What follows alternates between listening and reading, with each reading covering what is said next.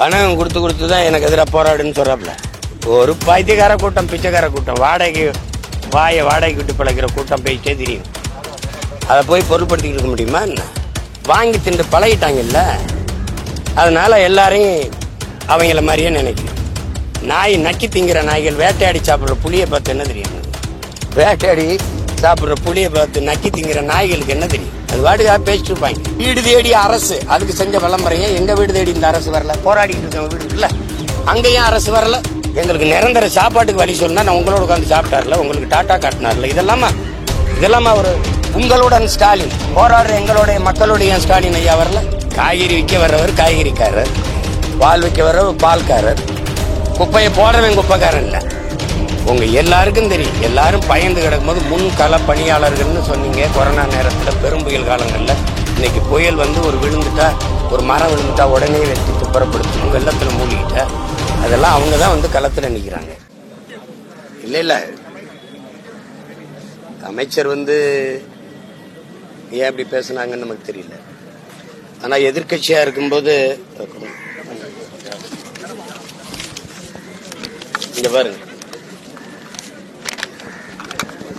மாண்புமிகு தமிழக முதல்வர் ஐயா ஸ்டாலின் அவர்கள் எதிர்கட்சி தலைவராக இருக்கும்போது கொடுத்த அறிக்கை, கடிதம் அனுப்பியிருக்காரு. இது அவர் கையில் தானே, அவர் அறிக்கை தானே. அதுல என்ன அவர் சொல்லிக்காரு பாருங்க. 10 முதல் 12 ஆண்டுகளாக NULM திட்டத்தின் சென்னை மாநகராட்சியில் தற்காலிக தூய்மை பணியாளராக பணியாற்றி வந்த 12,000 பேரை திடீரென்று பணி நீக்கம் செய்திருப்பது மிகுந்த வேதனை.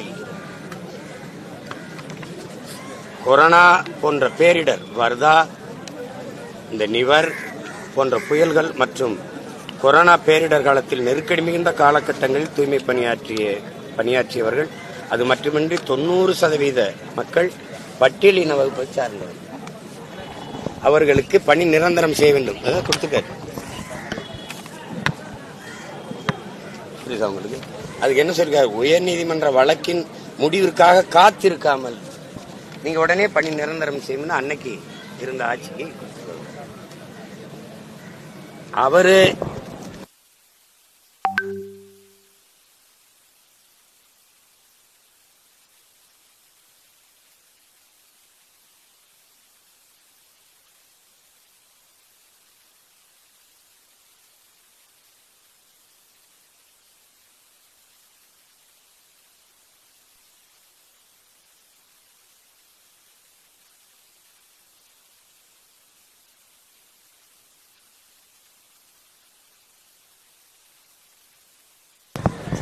நம்முடைய இந்த தூய்மை பணியாளர்களை தனியார்கிட்ட ஒப்படைக்க, இந்த நகரத்தை சுத்தமாக்குகிற பணியை தனியாருக்கு கொடுக்க வேண்டிய அவசியம் ஏன் வருது? அதான் கேள்வி.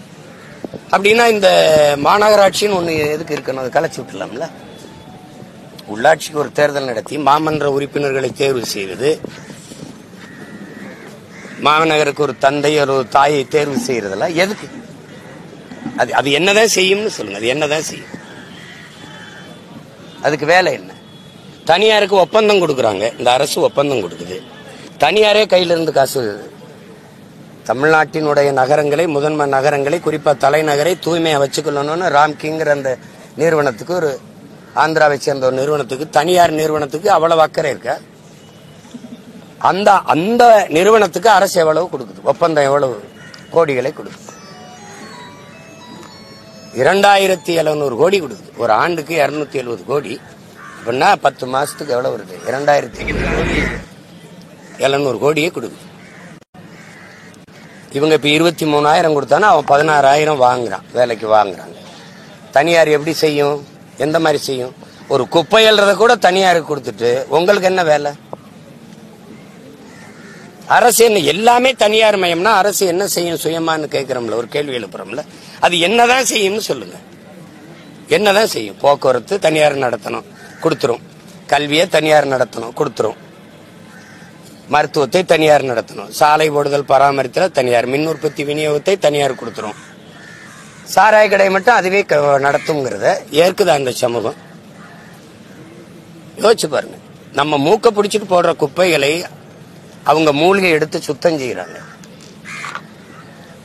நீங்க பால் விக்கிறவன பால்காரங்கிறீங்க, காய்கறி விக்கிறவன காய்கறிக்காரங்கிறீங்க.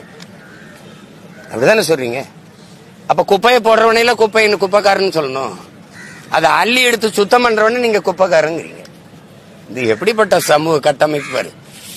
காய்கறி விற்க வர்றவர் காய்கறிக்காரர், பால் விற்க வர்றவர் பால்காரர், குப்பையை போடுறவன் குப்பைக்காரன் இல்ல. உங்க எல்லாருக்கும் தெரியும். எல்லாரும் பயந்து கிடக்கும் போது முன்கள பணியாளர்கள்னு சொன்னீங்க. கொரோனா நேரத்தில் பெரும் புயல் காலங்களில் இன்னைக்கு புயல் வந்து ஒரு விழுந்துட்டா, ஒரு மரம் விழுந்துட்டா உடனே வெட்டி துப்புரப்படுத்தணும், வெள்ளத்தில் மூழ்கிட்ட அதெல்லாம் அவங்க தான் வந்து களத்தில் நிற்கிறாங்க. இப்ப நீங்க தனியாருக்கு கொடுத்தா என்ன நடக்கும்? அவங்க பணி நிரந்தரம் கேட்கிறாங்க. பணி நிரந்தரம் செய்யறதுல 12 ஆண்டுகளுக்கு மேல வேலை செஞ்சுட்டாங்க. பணி நிரந்தரம் செய்யறதுல இருக்கிற இடையூறு என்ன? ஒரே காரணம், உங்கள்ட்ட நிதி இல்ல, நிதி வளமை இல்ல, அவ்வளவு பண பற்றாக்குறை இருக்குதுன்னு சொல்றீங்க. இப்ப மகளிருக்கு உரிமை தொகைன்னு 1000 கொடுக்குறீங்க, இளம் பெண்களுக்கு புதுமை பெண் அப்படின்னு ஒரு 1000 கொடுக்குறீங்க, படிக்க போற தம்பிகளுக்கு தமிழ் மகன் ஒரு 1000 கொடுக்குறீங்க. அதுக்கு பணம் எவ்வளவு வருது? ஒரு ஆண்டுக்கு 12,000 கோடி அதுல செலவழிக்கிறீங்க. இந்த ஊரங்களும் சமாதி கட்டி நூலகம் கட்டி எல்லாம் திறக்கிறீங்கல்ல, அதுக்கு எவ்வளவு செலவழிக்கிறீங்க? சிலைகள் வைக்கிறதுக்கெல்லாம் எவ்வளவு செலவழிக்கிறீங்க? இப்ப மதுரையில ஐயா கருணாநிதி அவர்கள் பெயர்ல 200 கோடிக்கு ஒரு நூலகம் கட்டியிருக்கு. நீங்க வாங்க, அந்த நூலகத்துல எத்தனை பேர் உட்கார்ந்து படிக்கிறாங்கன்னு பார்ப்போம். ஒரு நூலகம் எவ்வளவு ரூபாயில கட்டலாம்? நீங்களே சொல்லுங்க, நீங்களே சொல்லுங்க. எத்தனை பேர் உட்கார்ந்து படிப்பாங்க? ஒரு பெருநகரங்கள்ல 1000 பேர் படிப்பாங்களா? ஒரு 3 கோடி செலவழிச்சு கட்டிட முடியாதா? இல்ல 5 கோடி? அதுக்கு எதுக்கு 200 கோடி? பல வழக்கம் கண்ணாடியில் இருந்தா தான் உள்ள படிப்பு வருமா? சொல்லுங்க நீங்க. 540 கோடிக்கு கலையரங்க அங்க மகாபலிபுரத்துக்கிட்ட கட்ட சொன்னது யாரு?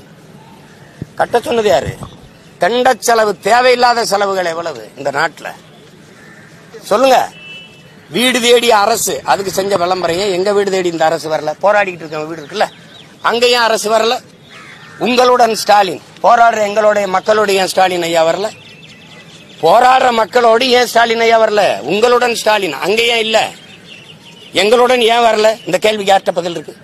யார்கிட்ட பதில் இருக்கு? தனியார் அல்லல, பொறுப்பா அல்லல. அரசு ஊழியரா இருந்தா அரசு கேள்வி கேட்கும், மாநகராட்சி நடவடிக்கை எடுக்கணும் ஒரு பயம் இருக்கும். பேரிடர் காலங்களில் ஓடி வந்து அக்கறையா குப்பையை அள்ளுவான், தூய்மைப்படுத்துவான். தனியாற்று கொடுத்தா என்ன பண்ணுவான்? என்ன பண்ணுவான்? இப்ப எங்க மக்கள் போறான்னா அவளை பெரிய வெளியேற்றிட்டு வட இந்தியால வந்து இறக்குவான். அப்படிதான் நடந்துகிட்டு இருக்கு. இத்தனை ஆயிரம் தொழிலாளியை வெளியேற்றிட்டு வட இந்தியால இருந்து எடுப்பான். அவன் வந்து கொடுக்கறதான் கூலி. அவன் கொஞ்சம் பிரச்சனை பண்ணானா அவனை அனுப்பிட்டு வேற ஒரு பீகார்ல இருந்து இறக்குறத விட்டு குஜராத்ல இருந்து இறக்குவான், குஜராத்ல இருந்து உத்தரப்பிரதேசல இருந்து இறக்குவான். அதான் நடக்கும். சரி, கொள்கை முடிவு எடுத்தாச்சுன்னு அரசு சொல்லுது. எதுல கொள்கை முடிவு? மக்களின் வாழ்வாதாரத்தை பறிச்சு வயிற்றுல அடிக்கிறதுக்கு ஒரு கொள்கை முடிவா? அவன் வேலையை பறிக்கிறதுக்கு ஒரு கொள்கை முடிவா? மக்களை குடிக்க வைக்கிறதுல கொள்கை முடிவு. டாஸ்மார்க்கு மூட முடியாது, அரசின் கொள்கை முடிவு. பணி நிரந்தரம் செய்ய முடியாது, தனியாருக்கு கொடுத்தே தீரணும், இது கொள்கை முடிவு. இது கொள்கையா? இது கொள்ளையா? இதுக்கு பேர் கொள்கையா? தனியார் முதலாளி கொடுக்கும்போது, உங்களுக்கு ஒரு ஒப்பந்தம் கொடுக்கும்போது இது 2700 கோடி அப்படின்னா நீங்க அதுல 200-300 கோடி கமிஷன் வாங்காம கையெழுத்து போட்டீங்களா? சொல்லுங்க. இந்த துறை சார்ந்த அமைச்சர் வந்து பார்க்கல. சேகர் பாபுக்கு இதுக்கு என்ன சம்பந்தம் இருக்குது?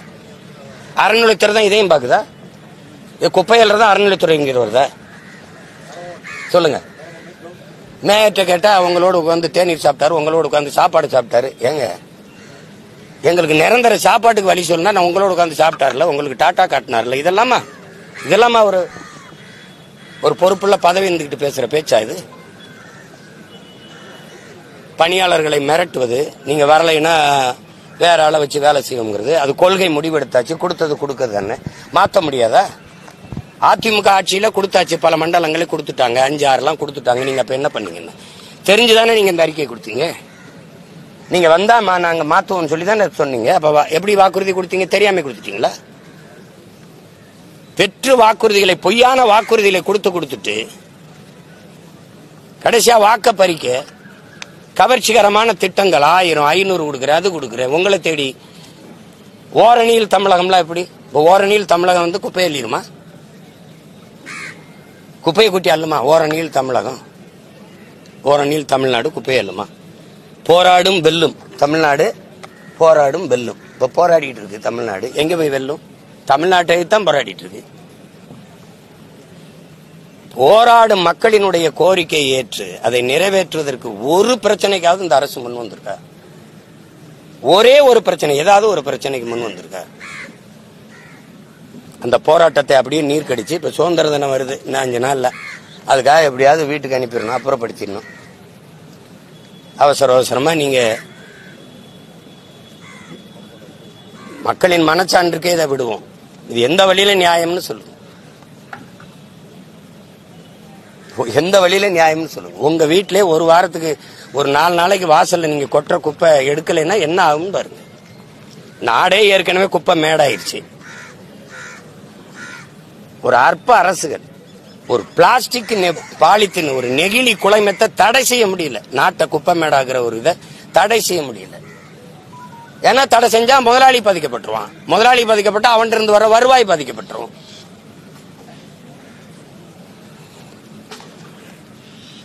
அவங்களுடைய கோரிக்கை மிக மிக நியாயமானது. அரசு அதை செவிசாய்க்கணும்.